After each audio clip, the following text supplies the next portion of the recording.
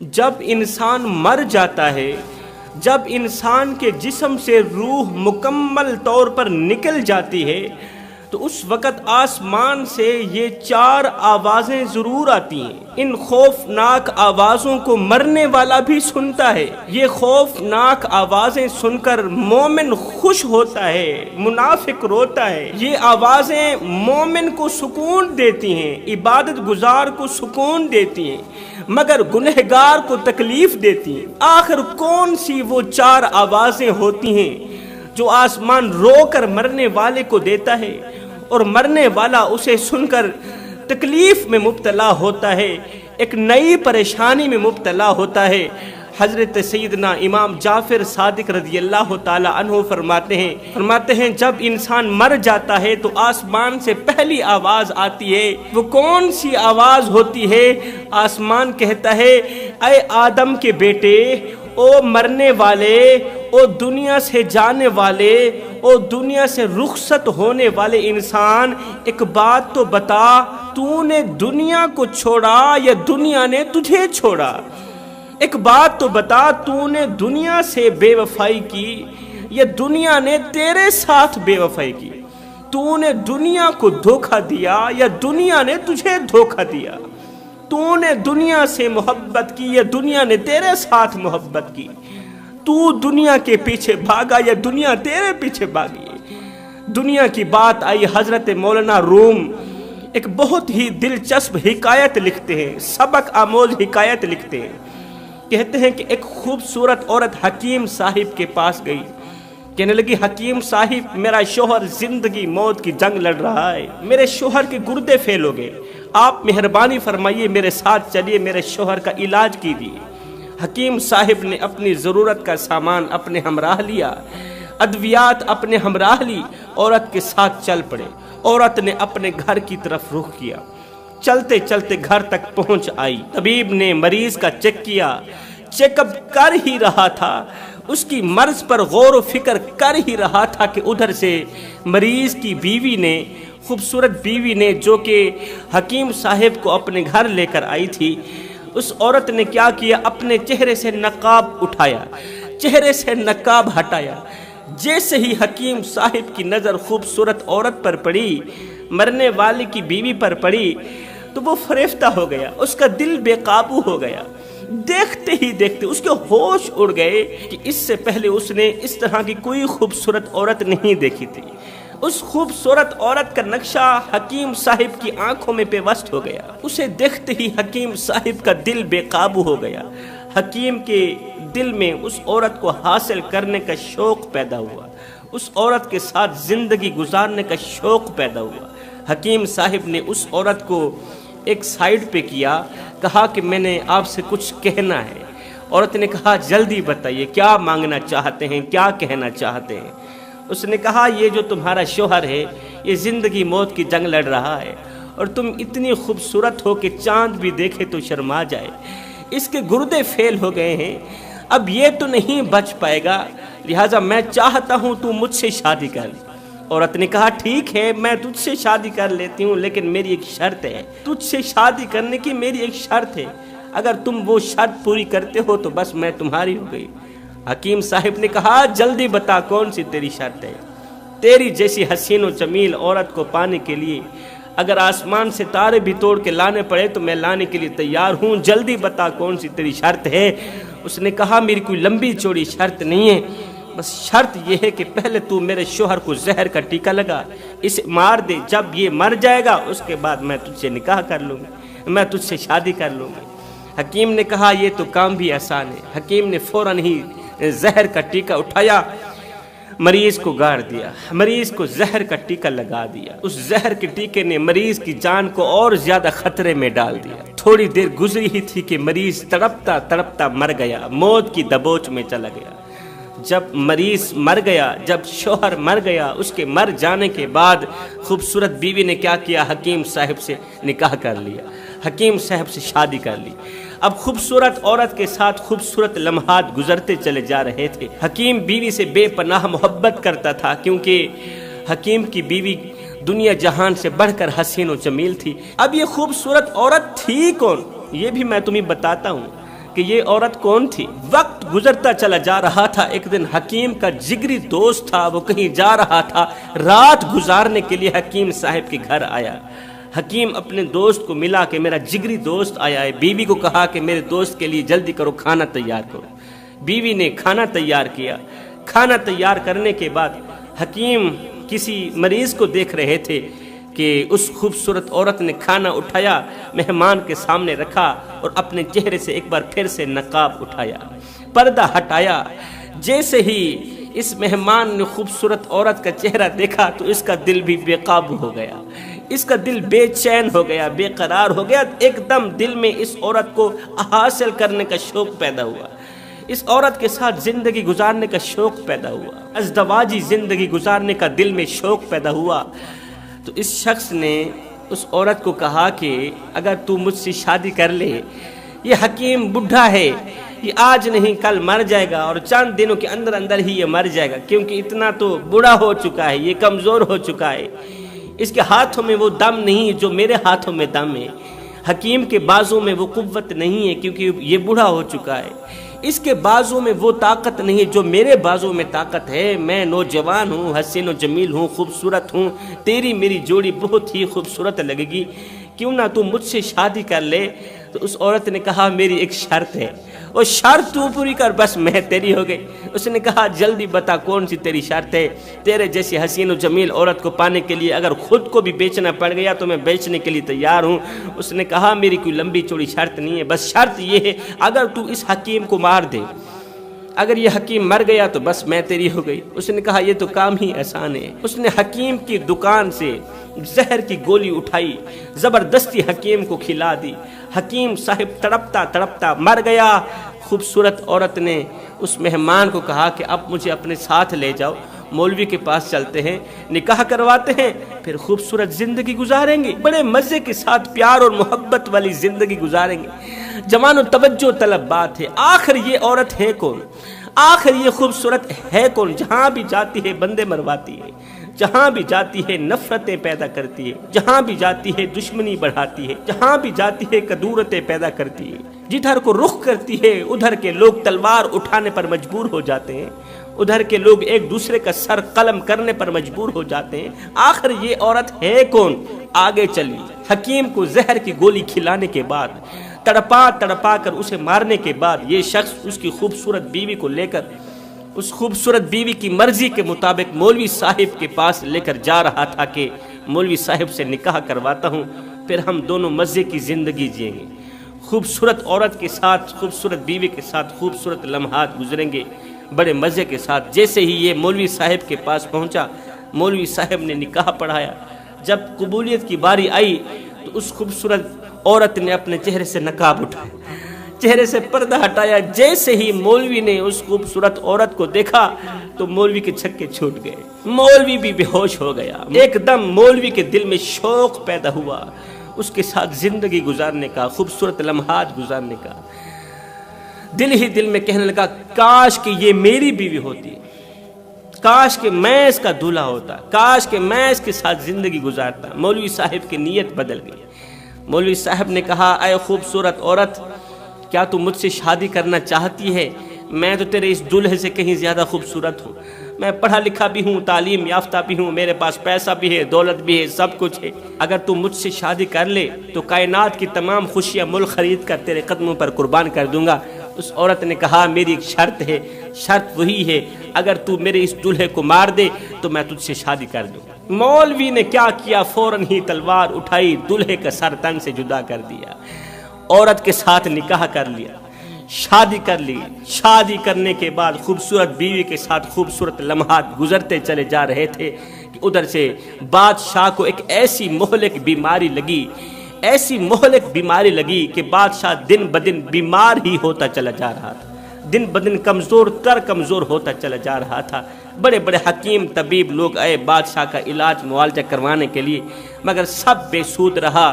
تو ایک دن کسی وزیر نے کہا بادشاہ سلامت، دوائیوں کے ساتھ ساتھ دعا کا ہونا بھی ضروری ہے، دم پھونک کا ہونا بھی ضروری ہے۔ ہو سکتا ہے دوائیوں سے آپ کو شفا نہیں ملی، اللہ تعالیٰ دعا سے آپ کو شفا دے دے، کیوں نہ مولوی صاحب کو بلا کر ہم دعا کروا لیتے ہیں، دم پھونکا کروا لیتے ہیں۔ بادشاہ نے کہا جلدی جاؤ مولوی کو لے کر آؤ، ہو سکتا ہے وہ دم پھونکا جھاڑے، اللہ مجھے شفا دے دے۔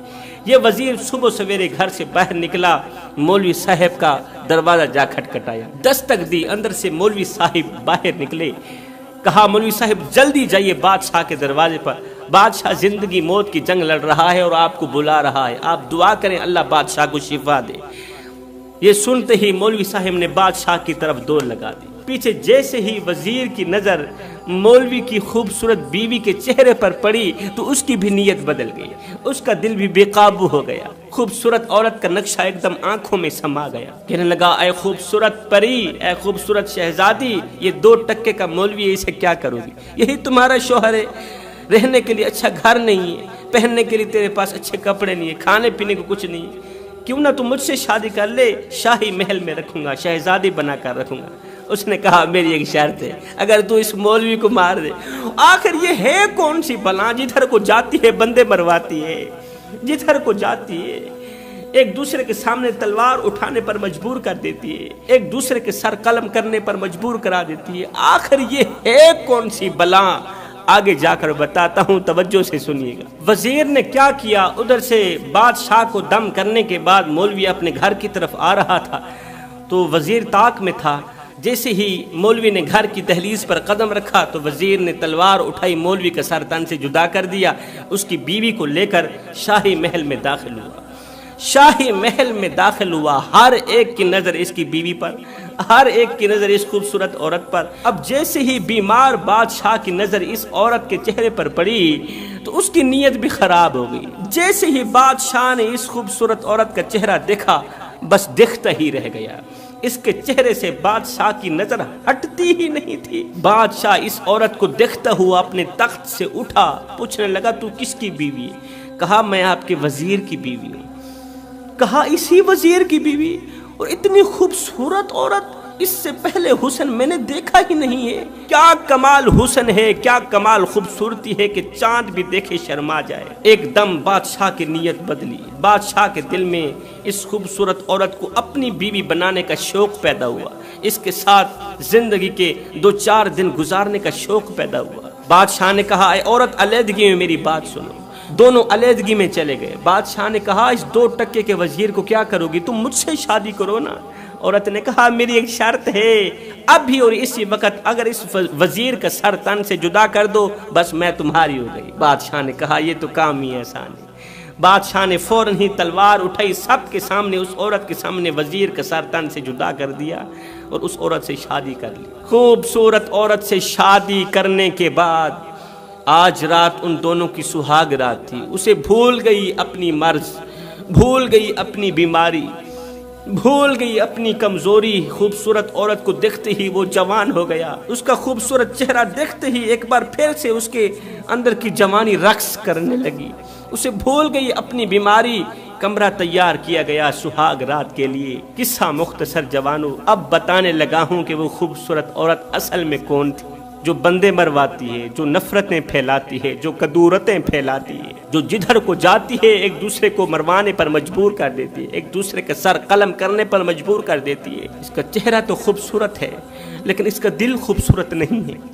آخر یہ ہے کون سی بلا؟ اب بادشاہ اور اس کی خوبصورت بیوی دونوں اکٹھے سوئے ہوئے ہیں تو بادشاہ نے پوچھ لیا اے حسن کی ملکہ شہزادی اپنا تعارف تو کرا، تیرا نام کیا ہے؟ اس نے کہا میرا نام پوچھ کے کیا کرو گی؟ کہا تیری عمر کتنی ہے؟ اس نے کہا میری زندگی اتنی ہے کہ میں نے اپنی زندگی میں کروڑوں لوگوں کو مروایا ہے، اپنی زندگی میں اپنے ہاتھوں سے میں نے کروڑوں لوگوں کو مروایا ہے، ایک آپ رہ گئے تھے، آپ کو بھی مروانے آ گئے۔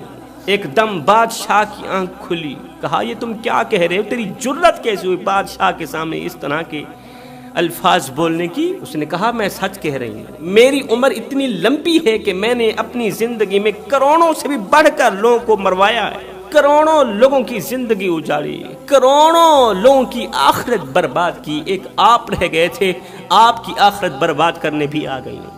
بادشاہ نے کہا او بلا بتا تو صحیح تیرا نام کیا ہے؟ اس نے کہا میرا نام دنیا ہے، میرا نام دنیا ہے، جو میرے پیچھے بھاگتا ہے، جو میرے پیچھے بھاگا وہی مارا گیا، جو میرے پیچھے بھاگا وہی مارا گیا، تباہ ہو گیا، برباد ہو گیا، اس کی دنیا تو اجڑی، اس کی آخرت بھی اجڑ گئی، جو میرے پیچھے بھاگا۔ میں دنیا ہوں، دھوکے کے سوا میرے پاس کچھ نہیں ہے، فراڈ کے سوا میرے پاس کچھ نہیں ہے، دھنگا فساد کے سوا میرے پاس کچھ نہیں ہے، قتل و غارت کے سوا میرے پاس کچھ نہیں ہے۔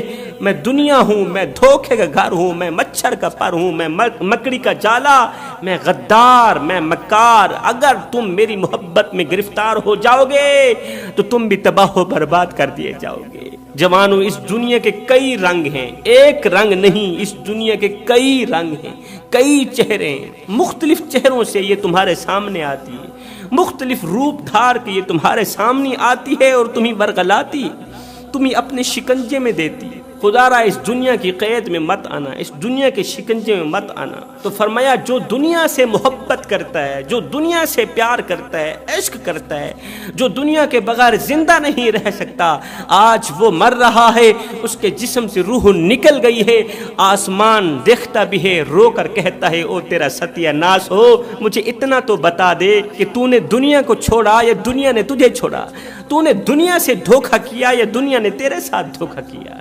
نہیں، دنیا نے تیرے ساتھ دھوکہ کیا ہے، نہیں، دنیا نے تجھے چھوڑا، تو نے دنیا کو کہاں چھوڑا؟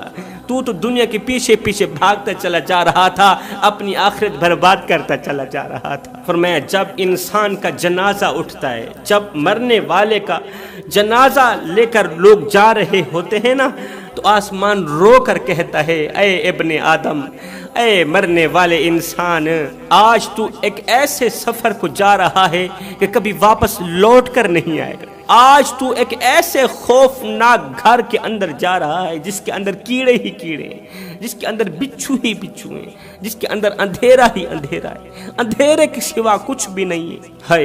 وہ گھر جس نے بڑوں کو خوف زدہ کر دیا، بڑوں کو ڈرا کے رکھ دیا، بڑوں کو چیخو پکار کرنے پر مجبور کر دیا۔ میرے رسول کریم صلی اللہ علیہ وسلم نے فرمایا جب انسان قبر میں جاتا ہے تو دو صورتوں میں پچھتاتا ہے۔ پہلی صورت، اگر وہ نیکوکار ہوتا ہے تو اس بات پر پچھتاتا ہے کہ وہ اور زیادہ نیکیاں کیوں نہ کر سکا، اور اگر وہ گنہگار ہوتا ہے تو اس بات پر پچھتاتا ہے کہ وہ توبہ کیوں نہ کر سکا۔ فرمایا جب انسان کو دفن کرتے ہیں، اللہ اکبر، اس وقت آسمان بھی کہتا ہے، زمین بھی کہتی ہے، زمین کہتی ہے کیا تو وہی نہیں ہے جو میرے اوپر اکڑ کر چلا کرتا تھا؟ آسمان کہتا ہے کیا تو وہی نہیں ہے جو میرے نیچے فخر کرتا تھا، غرور کرتا تھا، میں کرتا رہتا تھا، دولت کی آڑ میں آ کر، دولت کے گھمنڈ میں آ کر تو کہتا تھا میں ہوں، مجھ سے بڑا کوئی اور نہیں ہے، مجھ سے بڑا کوئی طاقتور نہیں ہے۔ تو خود کو دوسروں سے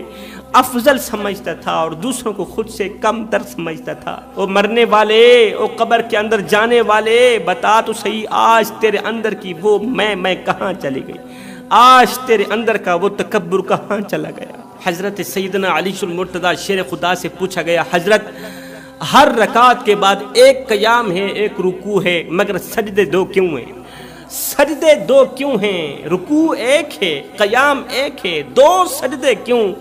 تو حضرت علی نے فرمایا دو سجدے اس لیے ہیں کہ جب تم پہلا سجدہ کرتے ہو، پہلی مرتبہ سجدے میں جاتے ہو، جب تم اپنا قیمتی سر، قیمتی پیشانی خاک پر رکھتے ہو نا، تو قرآن پکار کر کہتا ہے منہا خلقناکم، تم اسی مٹی سے پیدا کیے گئے، منہا خلقناکم، تم اسی مٹی سے بنے ہو۔ اور جب تم دوسری مرتبہ سجدہ کرتے ہو، ایک مرتبہ سجدہ کرنے کے بعد جب تم دوسری بار سجدہ کرتے ہو، اپنا قیمتی سر، اپنی قیمتی پیشانی خاک پر رکھتے ہو نا، تو وہی آیت آگے کی طرف بڑھتی ہوئی کہتی ہے وَفِيهَا نُعِيدُكُمْ، اور اسی مٹی میں تم نے چلے جانا، اسی مٹی میں واپس چلے جاؤ گے۔ تو فرمایا پہلا سجدہ تمہاری ولادت کی یاد دلاتا ہے، دوسرا سجدہ تمہاری موت کی یاد دلاتا ہے، اور دونوں سجدوں کے درمیان جو مختصر سا قیام ہے اسے زندگی کہا جاتا ہے۔ آتے ہوئے اذاں ہوئی، جاتے ہوئے نماز، کتنے قلیل وقت میں آئے گزر گئے۔